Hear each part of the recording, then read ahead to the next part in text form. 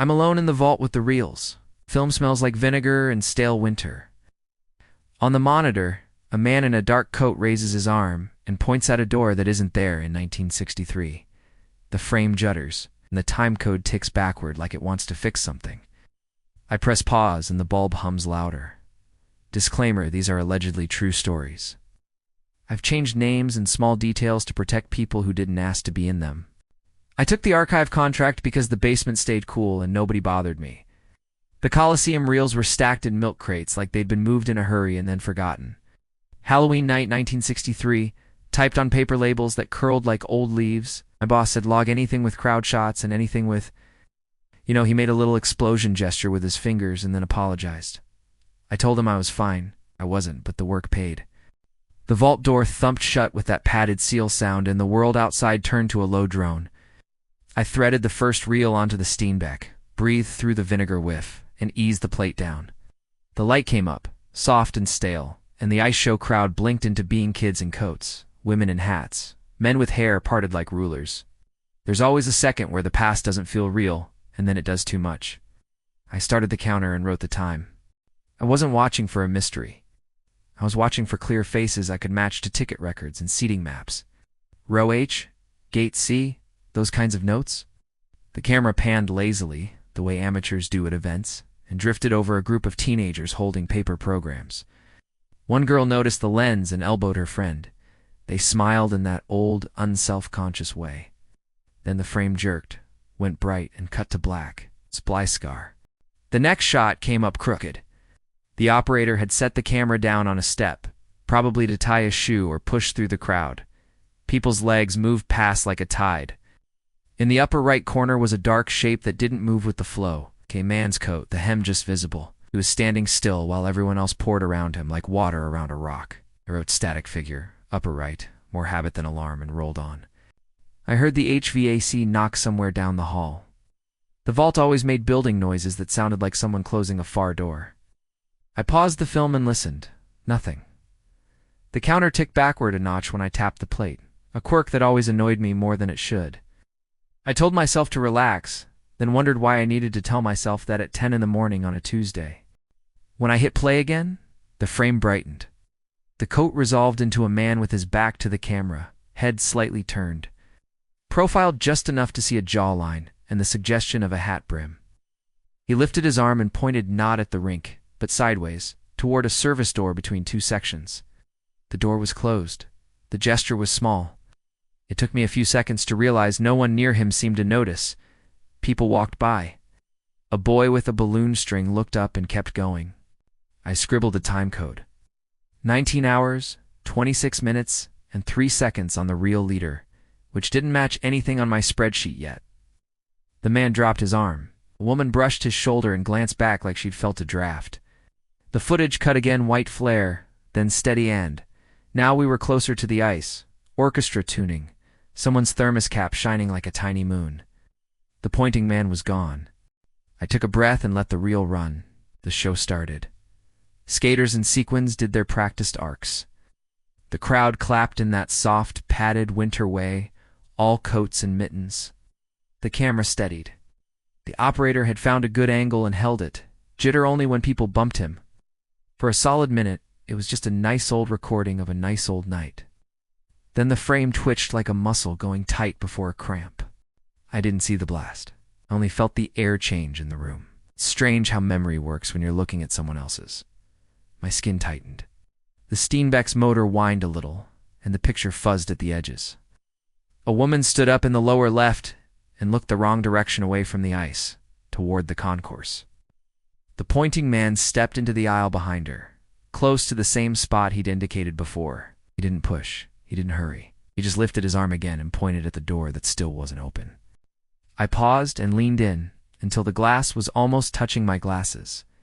The grain broke into little islands. He wasn't quite in focus, like the lens didn't agree he should be there. I rocked the plate back a few frames, forward a few frames. On the backward pass, the time counter slipped a second, like it lost its place. On the forward pass, the number corrected itself. I wrote both times down and underlined them without knowing why. The HVAC knocked again, harder. It sounded like someone rapping twice on the vault door with a knuckle. I glanced over my shoulder, felt dumb, looked back. The frame had advanced while I wasn't watching. The door in the aisle was now slightly ajar, a wedge of dark behind it. In the foreground, a man with a program tucked under his arm moved his lips like he was counting. 1, 2, 3. The pointing man lowered his hand and changed direction. He walked calmly toward the exit. I didn't breathe. It was nothing a stranger pointing. A door opening, people shifting in their seats. That's all it was. But the way the air sat on my shoulders told me to mark it. I wrote, "Second point gives door opens, gives man exits," and felt like I was writing a recipe I'd be forced to cook later. The film popped and went bright again, the emulsion's little scream, and when it settled, the orchestra had stopped. I let the reel coast until the orchestra stopped, like a hand had closed around its throat. The Steenbeck's lamp hummed, steady as a fridge at night. I wrote another time mark and rewound 6 seconds, the way I always do when something nags. Back, forward, back. Every rewind made the counter lose a second, like a tired runner dropping half a step and pretending it didn't. When I watched forward, the number corrected itself with a tiny click. On the third pass, a different detail stood up. A little kid in an oversized coat tugged at his mother's sleeve 3 rows down from the service door. He mouthed something like bathroom. She shook her head. 2 seats over, a man folded his program once, twice, and slid it into his pocket like a decision. My pen hovered. The pointing man wasn't in frame anymore, but the space he'd occupied felt used, like the air keeps a fingerprint. I paused to stretch, and the vault gave me the old building's answer. A hollow knock somewhere up the ductwork. Not a person. Metal expanding and contracting. The logical explanation came out of me before any other story had the chance. I walked to the breaker panel anyway, out of habit. All the switches sat where they should. I touched the cover with my knuckles and felt the faint warmth of electricity, doing what it's paid to do. Back at the bench, I called maintenance to log the HVAC sound because I'm the kind of person who writes the small things down. Vault 2, intermittent knocks, I told the dispatcher. She said, "It's October. Happens." Her voice carried that slow, shared shrug of people who work in old buildings. I thanked her and hung up with the sense that I'd just filed a complaint against a season. The next crate had a reel that didn't match the others. No packaging label, just H-Gate, scribbled in pencil on a flaking paper core. It felt brittle enough to crack if I breathed wrong. I slid the leader through the path with the soft care you save for things that go to powder when you look at them. The first image was a blank wall and a shadow shape rising on it, a camera test. The second image was the concourse, cement floor, concession stand closed, a clock reading 8:59 in plain black hands. In the far left, where the aisle met the service corridor, the same man in the dark coat stepped into view at an angle this camera shouldn't have had. He didn't look at the lens. He looked at the wall clock and touched his wrist like a person checking calibration. Then he pointed not at the door this time, but at a fire alarm pull station mounted on a pillar. He didn't pull it. He just stood there with his arm raised until the image flickered and jumped. I checked the leader numbers. The handwritten counter was different from the typed labels on the other reels, so I had to guess where it fell in sequence. I wrote, H-Gate reel, concourse, alarm box, 8:59. The Coliseum's incident report, which I'd skimmed weeks ago and told myself I'd read properly later, put the blast just before 9. Not on the dot. Before. A minute that can carry weight. I hit stop, pushed back from the bench, pulled the old manila folder of photocopied floor plans and timeline summaries. The service door the man had pointed at in the seating shot was marked on the 1963 plan as a maintenance access. It's not public egress. The fire pull station in the H-Gate reel was marked too, except the ledger said as installed, 1964, a year after. I stared at that line until the tone or speckle on the paper turned into static.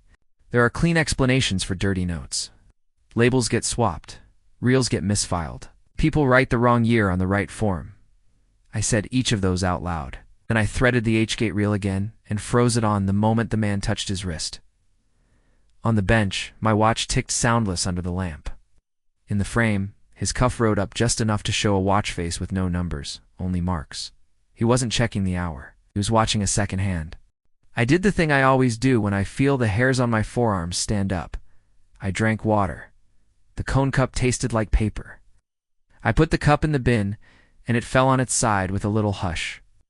I set the reel to move at quarter speed and watched the man lower his arm and turn into the corridor. The picture went soft, grain fattening like snow on a TV. Then a single frame flashed a smear of white, and for one breath, I thought I saw myself reflected in glass, where there wasn't any.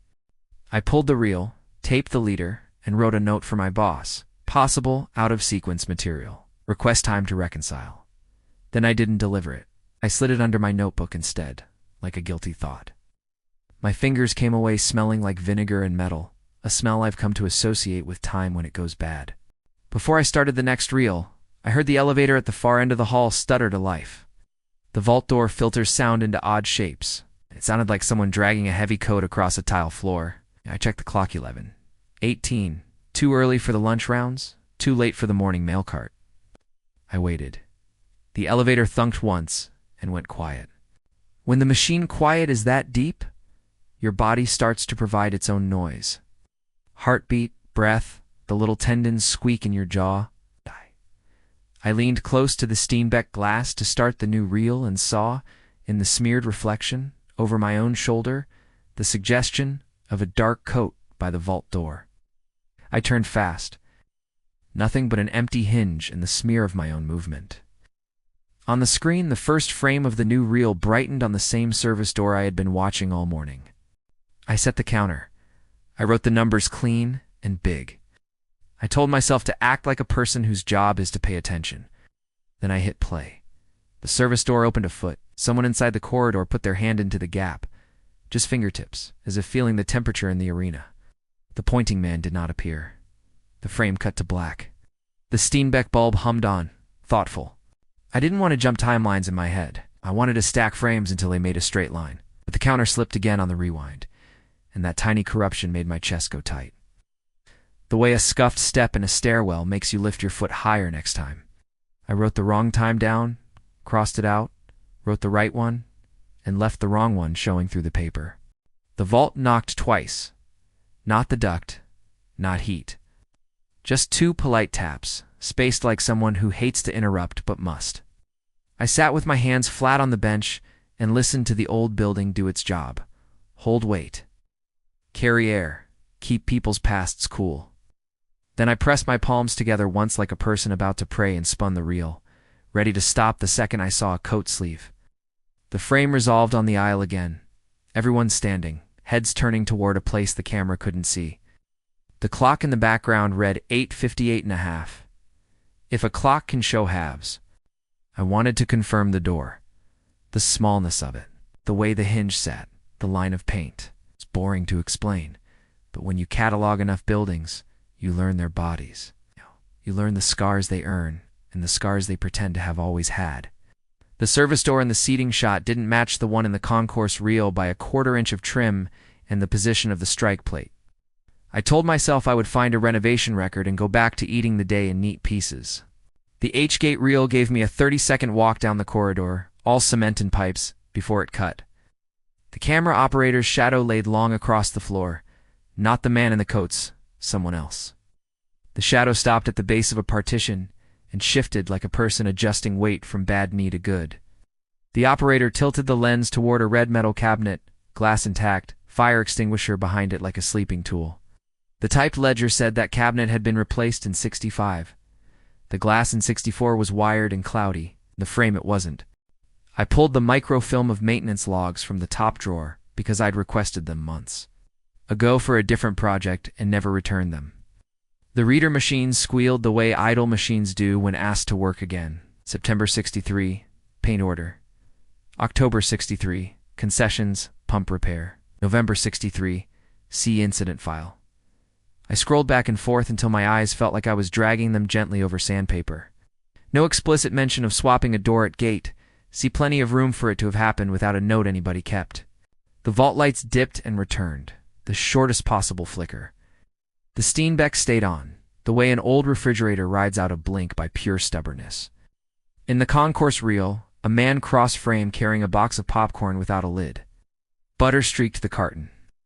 That detail made the whole image feel more real, which is cheap psychology, but I'll take whatever keeps me from inventing narratives where film splices should go. I pulled my phone to check the time and caught myself a no signal inside the vault. Always the same. I kept a wall phone for that reason. I didn't pick it up. I threaded the seating reel again and found the same moment where the woman in the lower left looks toward the concourse, not the ice. I marked the frame with a scrap of tape on the bench edge, a little flag. I did the thing I hadn't yet. I let it roll past where I'm comfortable. The camera jolted. A child cried out near the lens, just a sharp vowel cut short by someone's hand. The picture flared, steadied, and found the aisle. People compressed toward it, a human fluid moving into an opening. The service door stood open the width of a suitcase. No one went through. The pointing man reappeared at the top of the aisle, not where he had been, but 3 rows higher, like a chess piece you don't remember moving. He didn't point.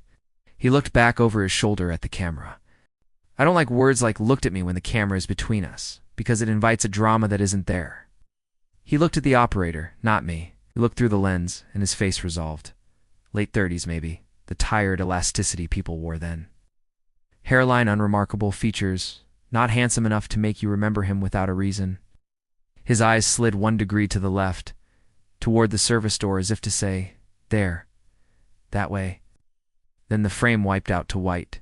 Something was wrong with my posture. I noticed because my back went hot the way it does when you've held your shoulders wrong for too long. I got up, walked a loop in the vault, stretched my arms in the thin corridor between shelves, and touched every third spine of a reel with 1 finger. A counting habit I've had since I was a kid, and needed numbers to put the air back in order. When I sat again, the room smelled like dust I'd woken. I spliced the seating reel to the concourse reel, an editorial sin I justified with a post-it note. Temporary align for timing. On playback, a light smear of static rode the splice. The man in the coat touched his wrist. The concourse clock read 8:59. The aisle door opened. The pointing man's eyes flicked the tiny degree. I tapped the counter at each moment. My taps fell into a rhythm I didn't intend. 1, 2, 3, then a longer space, then 1, 2, 2. I wrote those taps down, 1, 2, 3 space, 1, 2, 2. It's not a code. It's a hiccup in a day. But when the vault door knocked twice at polite intervals, I didn't look over with the casual shrug I'd used an hour before. I turned my head like a dog that hears a whistle. The door stayed a door. The air did that dense thing it does when you're suddenly aware you're surrounded by everything you keep for everyone else. I decided to take the walk. Not because I'm brave, it's because the only way out of a loop is a straight line. Down the hall, the elevator sat on my floor, with the door closed. Indicator light dead. The stairwell smelled like mop water that met metal at some earlier hour. On the landing, propped against the wall, someone had left a clipboard with a stack of duplicate forms, vendor sign-in sheets from last week. I lifted the top page to read the carbon copy, and a slip of old ticket stock fell out. The ticket was punched. Row H, Gate C, the date, October 31st. No year printed, just the holiday, bolded like a reason. On the back, someone had stamped numbers in a purple ink that had bled into the paper fiber. 0 hours, 19 minutes, and 58 seconds. For a second, brain outpaces reason and gets cute 19 minutes, 58 seconds, but there wasn't a 19. Then the sensible thought, 24-hour time. 8 hours, 59 minutes, and 58 seconds p.m., 2 seconds before 9. I carried the ticket back to the vault, as if it were a fragile live thing. At the bench, I set it next to the counter and rolled the splice again. Wrist tap. 8:59 on the concourse clock. Door opens. Eyes flick. I let the film roll 3 more seconds than I'd allowed myself before. People in the aisle tightened, braced, the way bodies anticipate before minds allow the thought. The counter clicked 2:58. I could feel a breath gather in the room. The Steenbeck's bulb thrummed higher like a throat clearing. I reached for the rheostat, to dim it 1 notch, the way I always do when a frame overexposes. My fingers brushed the dial. The vault lights flickered hard, on, off, on. In the blackout half-second, the glass over the bench held the shape of the room like a lake surface at night.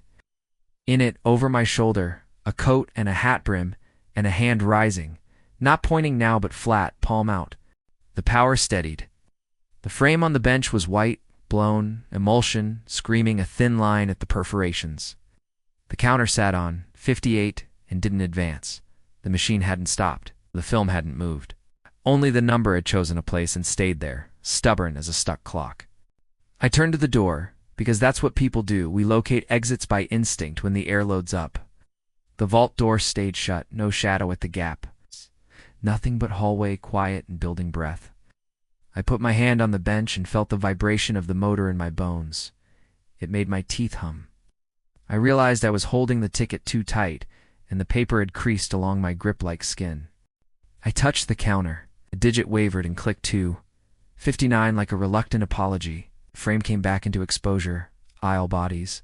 A thermos cap rolling under a seat. I wrote the minute down and circled it twice. My pen left a dot of ink on the page like a birthmark. I let the reel run right into the splice, then into leader, then into the soft slap-slap of clear film tails. In my head, the alarm bell over the pull station on the concourse column was already ringing. In the reels it hadn't.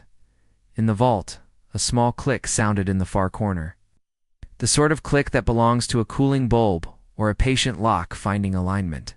I stood, reached for the wall phone at last, dialed the number on the maintenance tag, because that's what you do when something is almost, but not quite, wrong. The line trilled twice and cut to silence. Not a click, not a busy. The kind of silence you get when a call leaves a building and doesn't find a place to land. I kept the receiver to my ear because letting it down would make the sound of plastic on cradle, and I didn't want to hear any small ending yet. The vault door knocked once, then nothing. Then once more, same rhythm, a little softer, like whoever or whatever old building thing did. It didn't want to be rude. I put the receiver down without letting it catch the cradle and crossed the room, palm up. The way you approach a door, you don't want to startle. I opened the vault door with my palm flat, the way you do when you don't want the hinge to decide the mood. The hallway lay quiet, fluorescent hum, like thin rain. At the far end, the elevator's floor indicator was dark. I waited a full 10 seconds because that's long enough for most noises to announce their source. Nothing did. Halfway to the stairwell, I saw the clipboard again, vendor sign-ins. Duplicates curling. A ballpoint pen lay across the top page like someone set it down mid-signature and forgot. I lifted the pen. It left a shallow groove, as if it had been resting there for hours. Under the top sheet, the carbon copy showed a smudged initialing for this morning's date. The name block wasn't mine or anyone from our floor. The initials matched a name I'd seen in the old incident file the first week I took this contract. Couldn't place it at first. Only the shape of the letters ringing a dull bell. Back in the vault, I dragged the manila folder across the bench and paged until I found the photocopy. Witnesses, ushers, vendors, row H, gate C. An usher listed with those exact initials. Interviewed November 1st. I put the clipboard next to the file and told myself a reasonable story. A contractor with the same initials. That happens. Cities recycle letters and names. Reason held until I found the photo sleeve the file referenced. There weren't many stills. Most of the press had shot from the concourse after. One 8x10 showed the aisle near gate C with coats abandoned on seats, paper programs underfoot. In the background, the service door sat open. A red box clung to the pillar beside it. The ledger said those boxes didn't exist until the following year. I studied the print for the angle, the margin clues, the way the lighting pools tell you where bulbs used to be. In the glass of the red box, a reflection ran soft and shallow like water on a winter road. You could see shapes hats, a hand over a mouth, the curve of the lens barrel. No faces I could lock to names. Just enough to argue with. I made a plan the way you do when a room starts to feel crowded by its objects. I would stop the reels, date the notes, pull the official timeline, and write a clean memo. Out of sequence elements, possible mislabel. I would not mention the coat or the watch or the twice knock. I would include the photo number and the ledger discrepancy, because those are normal things to flag. I would go upstairs, drink burnt coffee, and let the day flatten out. The official timeline did what official timelines do. Shaved edges, stacked clean. Show began 8 p.m. intermission, 8:45. Explosion shortly before 9 o'clock. PM cause, Gas accumulation in the concession area beneath the seating. The notes from the interviews used phrases like sudden, no warning. Like the floor breathed once. The usher with the initials I recognized said he'd been stationed at Gate C to keep foot traffic clear. He said he saw a man in a dark coat standing in the aisle moments before and thought nothing of it. There was one more line under his statement. Someone had penciled it in the margin a week later. Smaller handwriting, a clerk's hand. Usher deceased before follow-up. See revised contact list. I read it twice to make sure I understood what it meant. No second interview. Whatever he meant to say after the first day stayed where it was put. I closed the folder and said the quiet apology you say to someone you never met. I threaded the H-gate reel again and watched the concourse clock sit on 8:59 while the man touched his wrist. I stepped through frame by frame until the smear of white that always caught me. This time I didn't lean into the glass. I leaned back and looked at the margins, the perforations, the dirt flecks, the lab marks. There in the rebate, a faint grease pencil X I hadn't noticed, the kind you make on a work print to remind yourself where to splice or check exposure. Somebody else had marked this moment before me. On the bench edge, the ticket stub I'd found earlier lay where I'd set it. I turned it idly with a fingertip. The purple numbers bled a little where the fibers raised. On the back, near the edge, someone had scribbled a note in pencil that was nearly erased by time and skin oil. H gives C pull. That could mean anything, gushers. Pull people toward the aisle, pull the alarm. I pressed the rubber on the end of my pencil gently against it, and the word resolved one shade darker. Pull. I called records and asked for building changes between 63 and 65 doors. Alarms. Anything at Gate C, the clerk on the other end went to hunt. She came back, she read from a card. Post-incident upgrades completed July 64. New alarm boxes installed per code. MISC.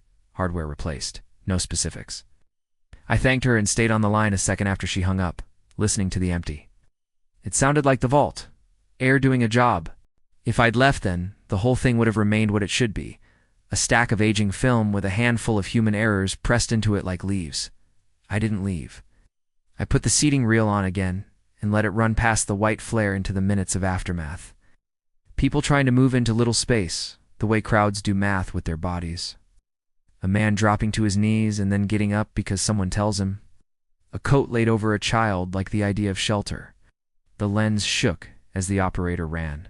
I scrubbed forward and stopped on a moment I must have skimmed past before. The camera hitting a column, an accidental still. In that frame, the red alarm box is finally clear. You can see the metal lettering in the bevel on the pull. But what held me was the reflection, a rectangle of brighter space that could only be the rink lights throwing themselves into the concourse. In the rectangle, tiny and bent by glass, a man in a dark coat raises his hand to shoulder height, palm turned out, not pointing, stopping. I wanted to write reflection ambiguous and move on. Instead, I did the small, honest thing that never feels heroic, but sometimes saves you later. I took a magnifier, looked again, and wrote exactly what I saw without deciding what it meant. Red box present. Reflection suggests raised hand, watch not visible. When I put the magnifier down, the vault's hum came back into my ears like stepping out of wind. I took the ticket stub and slid it into the photo sleeve, a temporary home so I wouldn't lose track. When I did, another slip of paper fell from behind the print. A little ledger square, the kind archivists used to label sleeves. On it, a date stamp, NOV 1, 1963. Below, someone's pencil, row H, Gate C contacted, return to scene. No subject, no initials. Just that verb, dry as a field report. Contacted and the idea of return. I think there are two kinds of dread. The kind that asks for you by name, and the kind that doesn't know you're there. This felt like the second kind. It moved past me, the way heat moves through a corridor to find a vent. I stood slowly, like speed might attract it, and stepped to the vault door. My plan, such as it was, had shifted.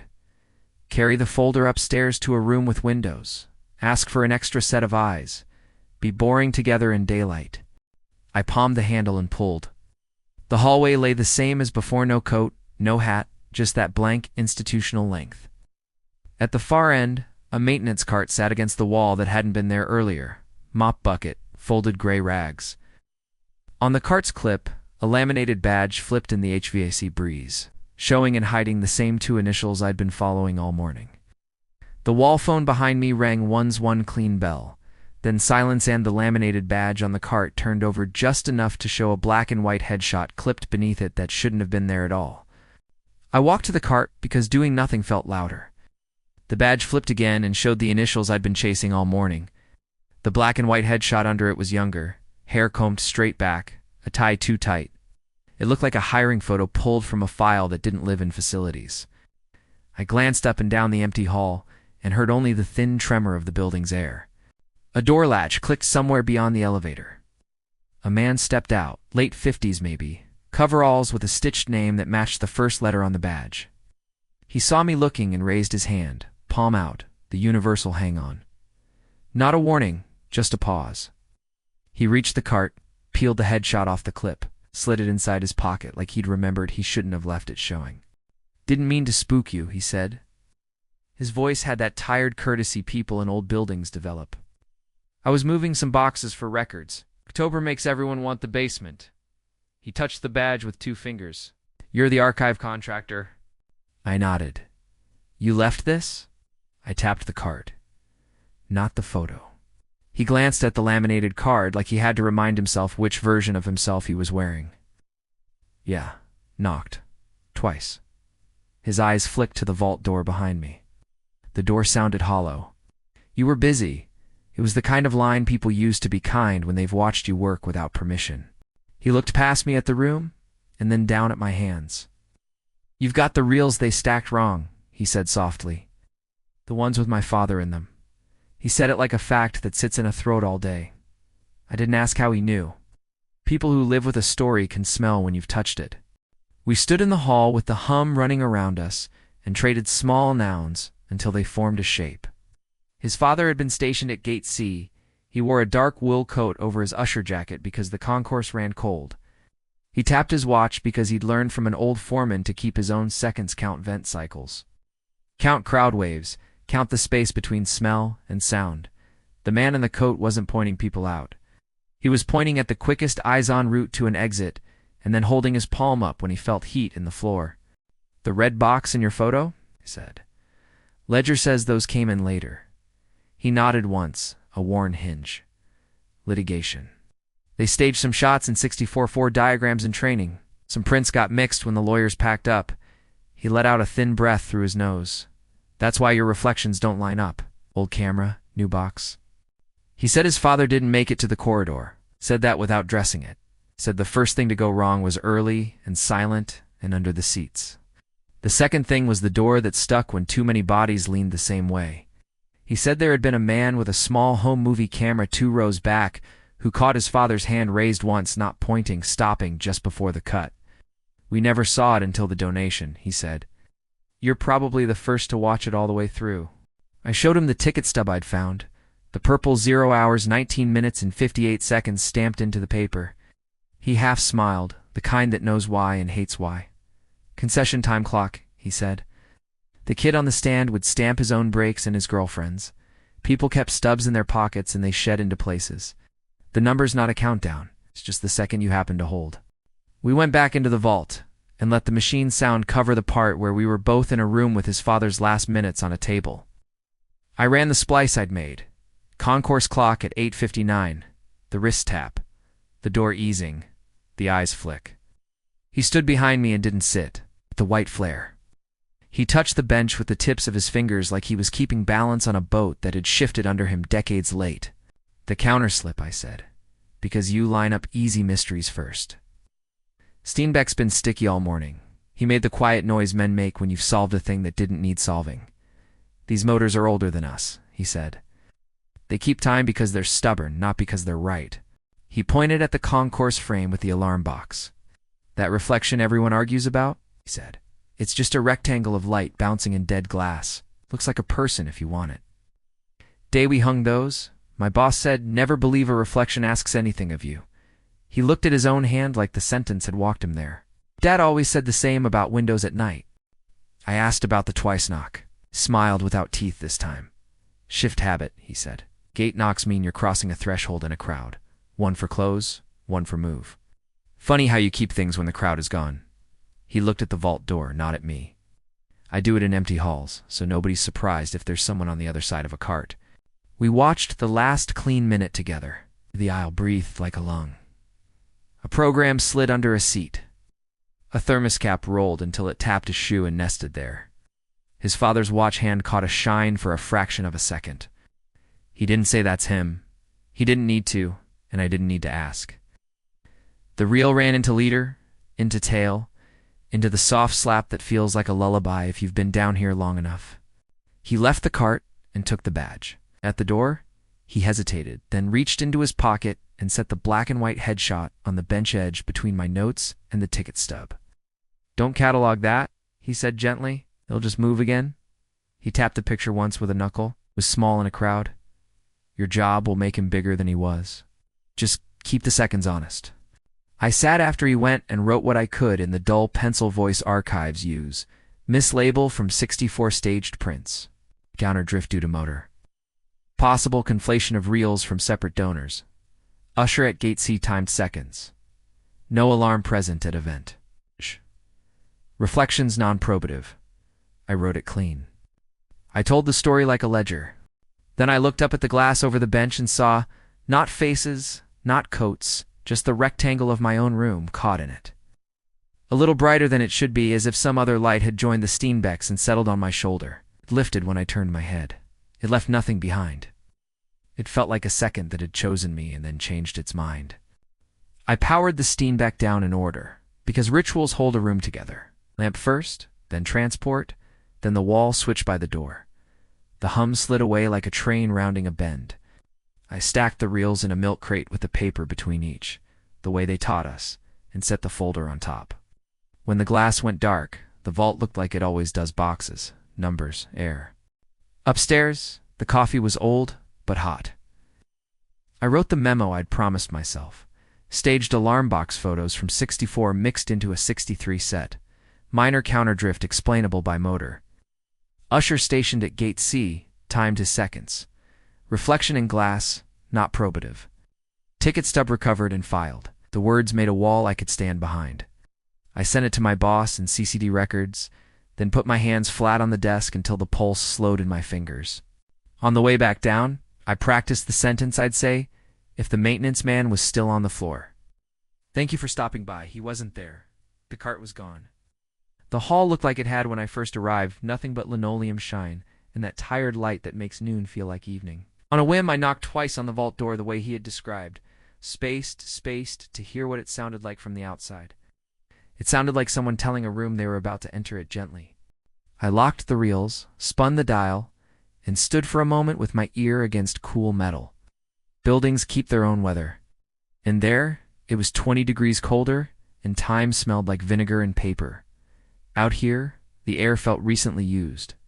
The small hairs on my arm lay flat for the first time since mid-morning. I breathed in, and it tasted like dust and coffee and a day that had decided to behave. I took the stairs to street level because elevators in old buildings always make me think of stuck seconds. Outside, the October light had that thin quality cities get when leaves are more rumor than color. The new arena was 3 blocks away. The matinee crowd moved slow and quiet, scarves and soft chatter. On the glass of the entrance, you could see the street double itself. For a long beat, I watched people split into their reflections and then recombine at the door. A boy in a hat bumped the glass with his palm and laughed, startled by his own echo. The usher at the stanchions lifted his hand.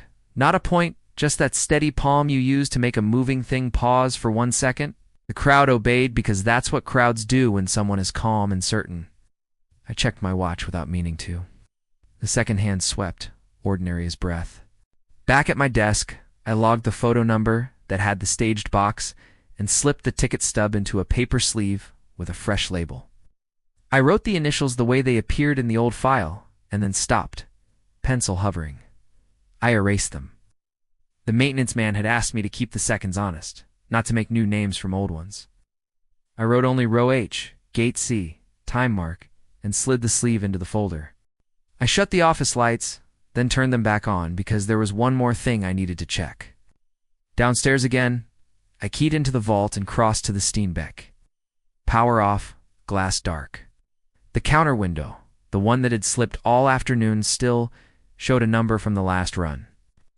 I knew it would be nonsense. The counter always relaxes when the machine cools. I leaned close anyway and read it. 58, I said, out loud in that small voice you use when you don't want to wake anything, of course. I turned the dial to clear it and felt the faint grit in the wheel, the mechanical explanation that keeps your feet on the floor.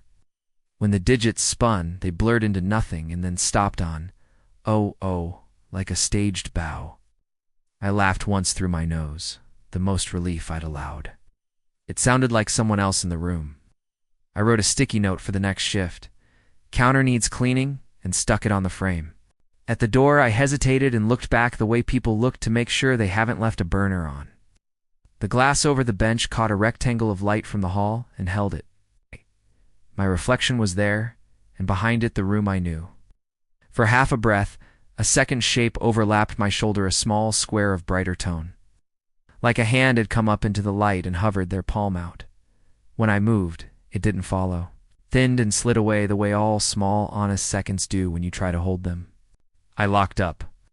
The handle gave me that clean, final click that belongs to hinges with something to keep. In the stairwell, I heard 2 soft taps echo themselves, somebody on a different floor, or an old pipe settling because the day had cooled. I answered reflexively with 2 soft taps of my knuckle on the rail, spaced the same way, like telling a space you're sharing it. On the street, a bus hissed, and the crowd from the new arena scrolled past in small private stories. A woman adjusted a scarf. A man counted under his breath before crossing. The usher at the doors lifted his hand again, palm steady, and people paused without thinking. I watched the second it bought them a narrow, ordinary second. No more complicated than that. Tan felt the pressure my job sometimes leaves in my chest ease, the way a room breathes when you open a door. That night at home, I laid the black and white headshot on my kitchen table and turned it face down. Not to hide anything, just to keep the day from spending itself twice. The apartment settled around Mitha, fridge hum, the hallway footstep, the deep quiet that lets your own seconds make their soft sounds. When I turned the photo back over a minute later, nothing had changed except that the edges had curled a little, the way paper does when it remembers it's alive. I slept. In the middle of the night, I woke to the radio tower across the river, throwing its red blink through my shades at a slow, regular interval. I counted without making a choice to count. 1, 2, 3. A longer space. 1, 2. It didn't mean anything and didn't ask to. I let the seconds stack, ordinary and unremarkable, and the room put itself back together around them. Quiet as an empty concourse after the doors have closed. In the morning, I returned the reels to their shelf, memo attached. The vault was just a room again. Ouch. The counter turned cleanly when I tested it. The glass over the bench showed me, and only me, bent over the work, until the angle blurred me out. I knocked twice before I left Hobbit Now and stepped into the hall. By then, I believed the explanation because it was the true one. Mislabeled prints, mixed donations, a stubborn motor with a dirty wheel, an usher who learned to count heat. Still sometimes, when the building is gentle and the light is thin, a small square of brightness will lean against a pane and ask for nothing at all. I don't answer it. I keep the seconds honest. I let the frame stay where it's put,